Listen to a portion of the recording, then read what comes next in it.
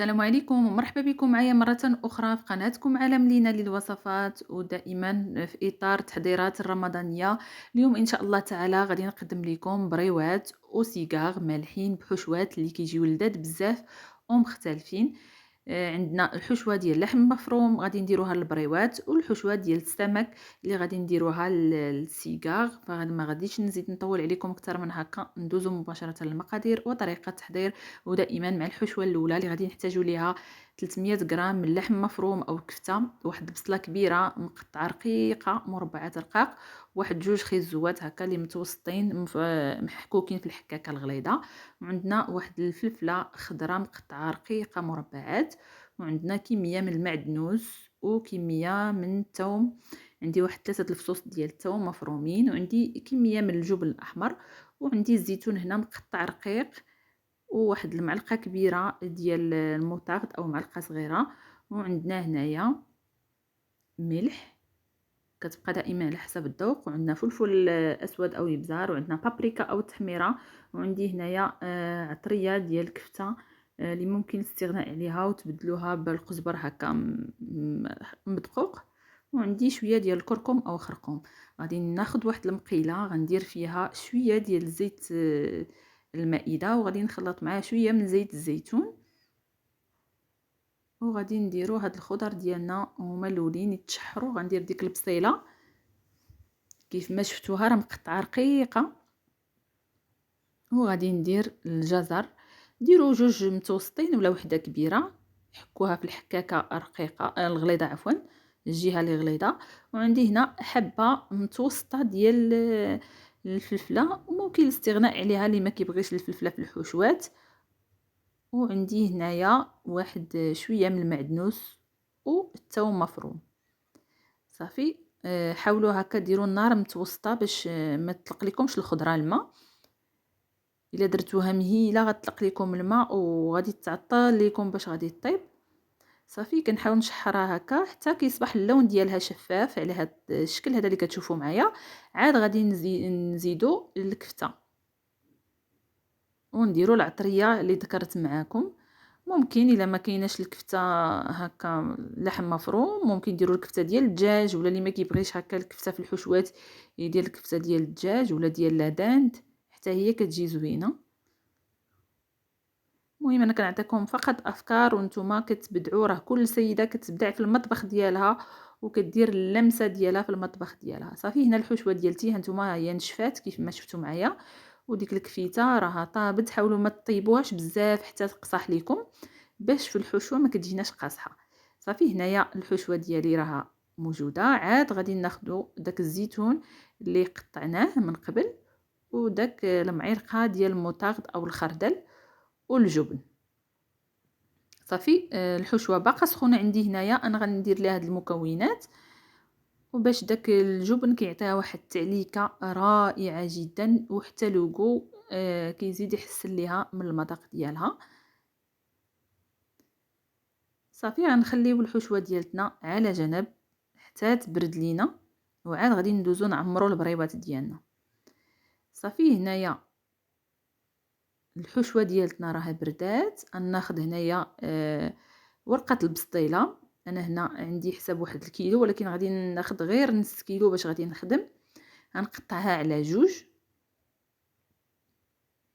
وكيف ما ذكرت معكم في الفيديو ديال المملحه ديال ورقه البسطيله اللي مقطعه، فراه هذا الكيلو هذا هو اللي كان شاط ليا منه داك نص كيلو اللي درتو هكا في البلاستيك وخليته على جنب، ونص كيلو اخر خدمت به هنايا البريوات ولي سيغار. انا ما درتش كميه كبيره، انا شاركت معكم فقط كميه اللي قليله باش تاخذوا فكره وصافي. صافي غناخذوا النص ديال الورقه وغنطويوها على هذا الشكل هذا. انا عندي الورقه راها مدهونه، ما احتاجيتش انني ندهنها، وكنلوي هكا بطريقه ديال البريوات المعتاده، وانتم كتلويو وانتم كتزيروا على هذا الشكل هذا. حاولوا ما ترخفوش يديكم. شوفوا الورقه انا عندي هنايا راها رقيقه بزاف، ودوك الجنيبات جاوني بحال كارمين. قطعتهم ودرت خليط من الطحين او الدقيق ابيض وشويه ديال الماء باش لصقت البريوات ديالي، وكيجيو على هذا الشكل هذا. وفيما تبان لكم هكا شي طويه محلوله حاولوا تلصقوها وصافي. هذه هي البريوه ديالتنا كتجي مقاده وزوينه والشكل ديالها رائع جدا. صافي غادي نستمر على هذه الكيفيه هذه، غنطوي البريوات ديالي بهذه الطريقه هذه. كنساليو دغيا، ما كنقطعوش هكا الورقه شرائط.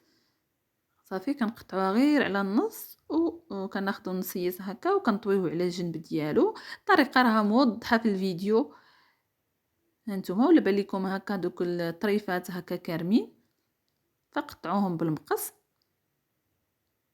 ولصقوا البريوه ديالتكم بالدقيق والماء. صافي كيجي الشكل ديالها زوين. صافي هنا سالينا البريوات ديالنا. غندوزو للحشوه ديال لي سيغار. انا عندي هنايا سمك، عندي غير كميه قليله فقط. عندي هنايا سيبيا، ممكن ديروا اي نوع ديال الاسماك كتفضلوه نتوما. وعندي هنايا بصله اللي متوسطه مفرومه قطع صغيره. وعندي هنايا فلفله خضراء، وعندي فلفله حمراء اللي كانت عندي في المجمد موجوده. وعندي شويه ديال الفطر المعلب، عندي هنا حسب واحد العلبه.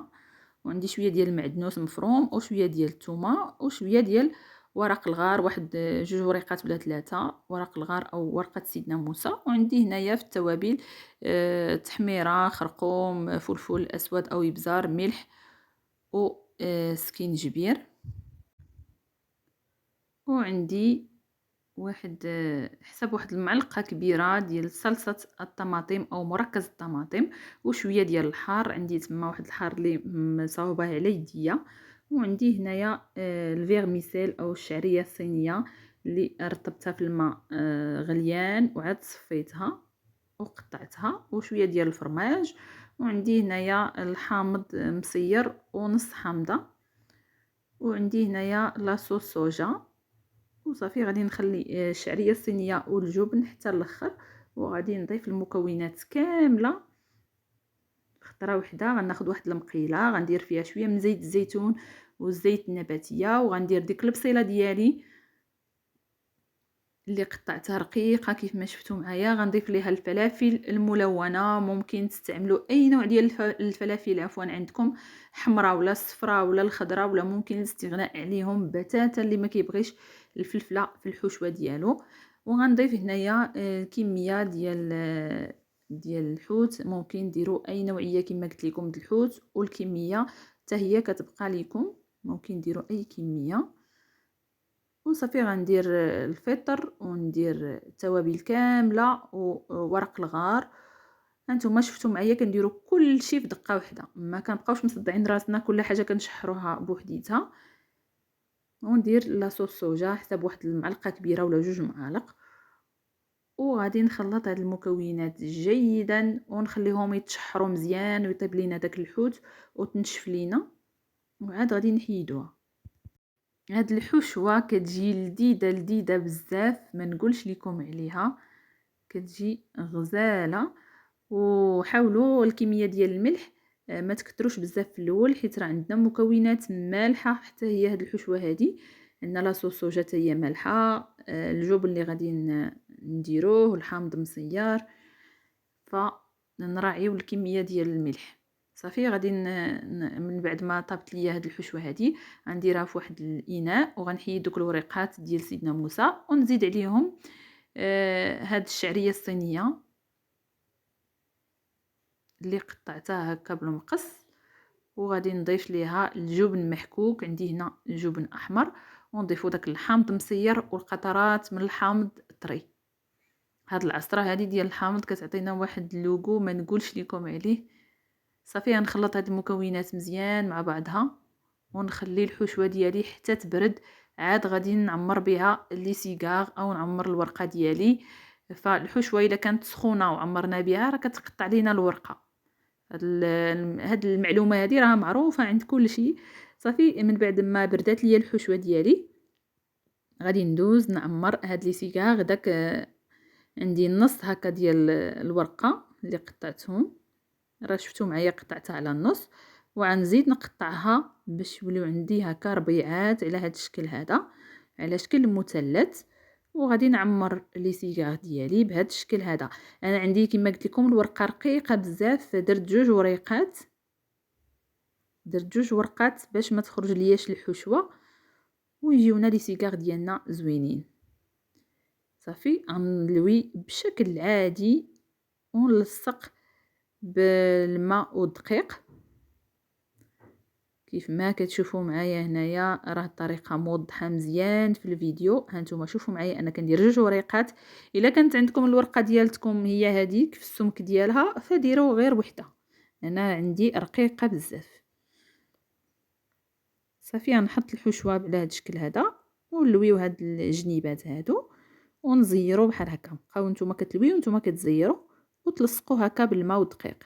صافي هنايا غادي نكمل الكميه اللي عندي كامله ديال لي سيكار ديالي، وهادو هما البريوات اللي حضرت معكم في الاول بالحشوه ديال الكفته، حشوه اللي كتجي لذيذه بزاف. وهادو لي سيكار ديالنا ديال الحوت. فكيف ما شفتوا معايا درت غير كميه قليله ديال الحوت وعطاتني واحد المذاق رائع.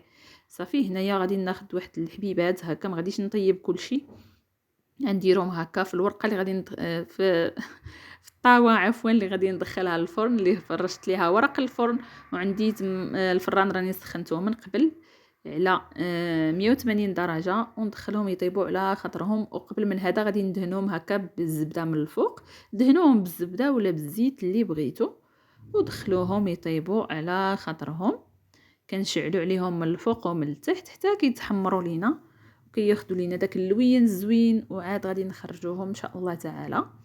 وهادو هما البريوات ديالنا ولي سيكار ديالنا. انا هنايا زينتهم بشويه ديال الفرماج وقطع ديال الحامض.